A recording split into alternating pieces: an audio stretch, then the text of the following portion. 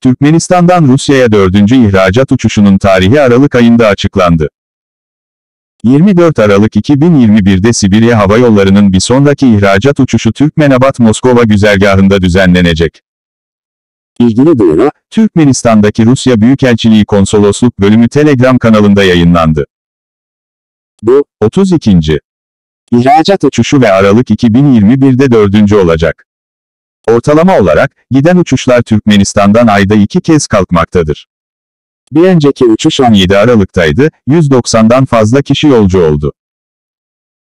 Türkmenistan ile Rusya arasındaki düzenli ulaşım bağlantıları, koronavirüs pandemisi nedeniyle geçen yıl Mart ayında askıya alınmıştı.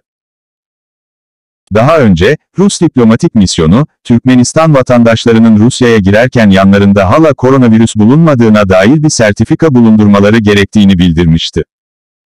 Rusya Federasyonu'na girerken, Covid-19 Su Seyahat mobil uygulamasının zorunlu kullanımı şartı, Ocak ortasına kadar Türkmenistan vatandaşları için geçerli olmayacak.